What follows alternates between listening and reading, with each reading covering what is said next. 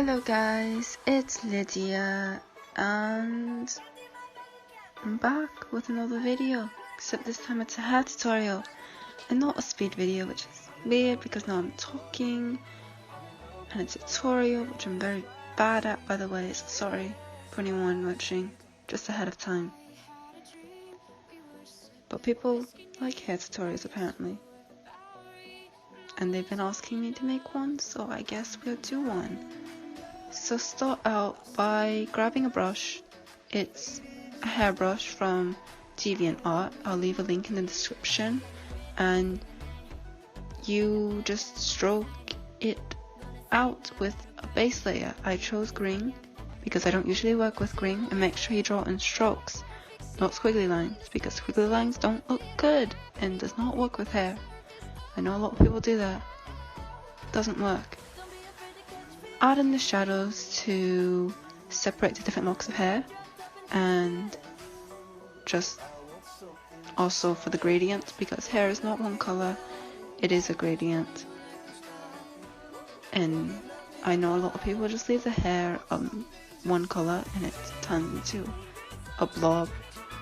Usually it wouldn't work unless it was black and it's very dark. So add in the shadows. Well, yeah, just add in the shadows.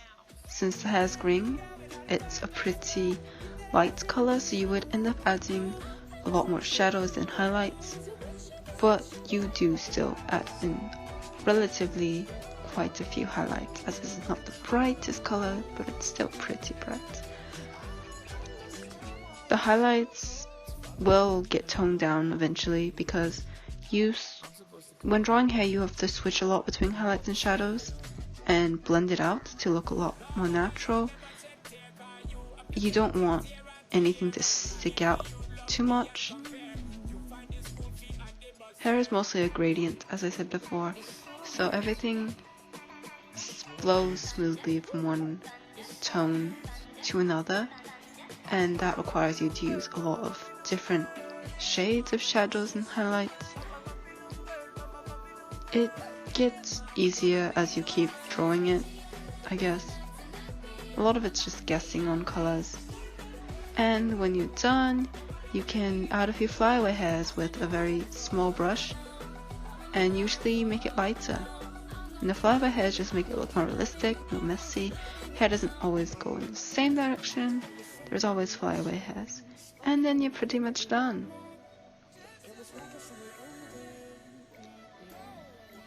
So a couple people have been asking for the glowing hair that I've done in a couple of my speed videos. It's pretty easy actually, but it does have a different way of approach. Basically you start with the exact same thing. You just draw a base layer, and it should be white, and it has to be against a dark background, by the way, because we need the contrast. We need to make it look like it's glowing without actually adding the glow.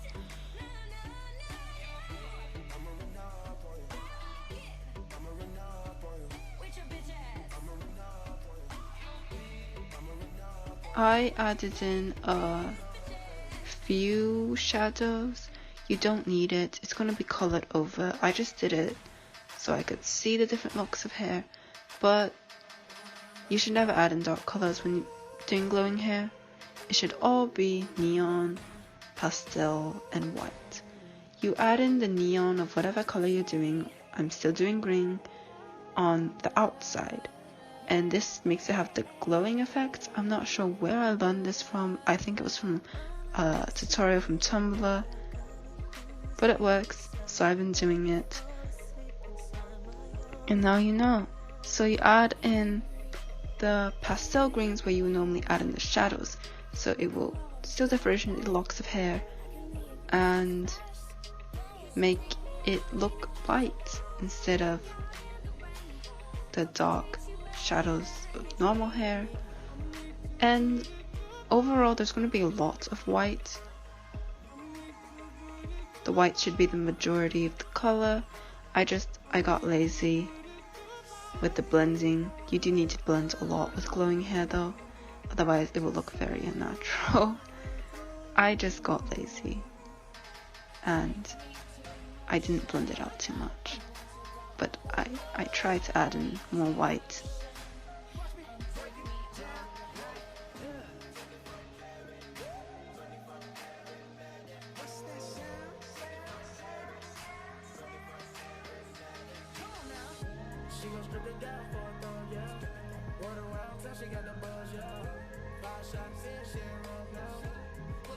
Again, neon on the outside, very important, or else it won't give the effect that you want it to. When you're done, do the same thing as you did for the other hair. Make flyaway hairs with a very small brush, except this time do it with the neon of whatever color you're doing. Obviously for this one, it's still green.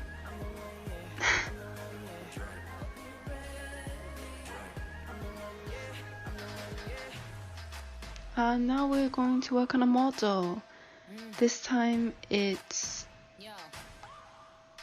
a model I haven't worked with in a while.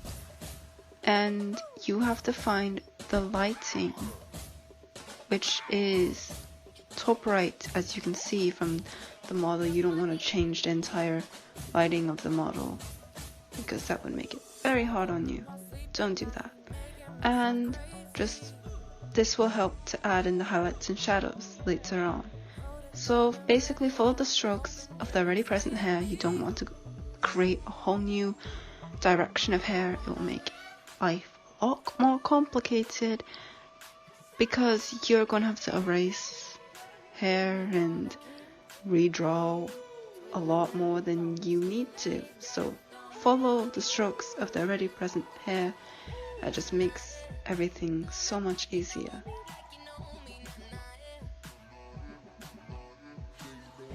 If they don't have hair, then well, that's complicated. Add in the shadows more on the left hand side, but you still do need some shadows on the right, just less so. And obviously this will be the same vice versa when adding highlights, as the highlights will be more on the right hand side and then not as much on the left hand side. This will just give it a lot more realistic look and it will follow the model, and you don't need to change the whole lighting for the sake of hair. And then add in more highlights because highlights are great. And you can see that it gets very close to white because the model has a lot of light on her face. The model's face is practically white, so you add a lot of bright hair. And though it's very prominent right now, you will blend it out with the shadows because we do not want things too prominent, especially when coming to hair and making it realistic.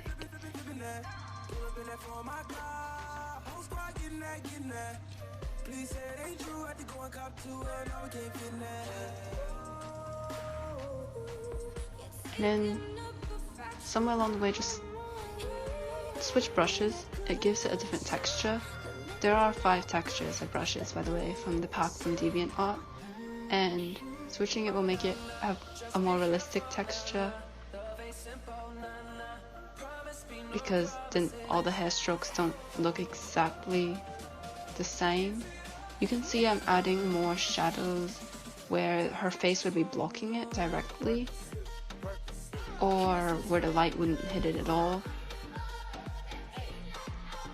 and adding even more highlights where it's brighter, where the light hits it. This is just a lot of trial and error. You just play with it until it looks right. Again, switching a lot between shadows and highlights.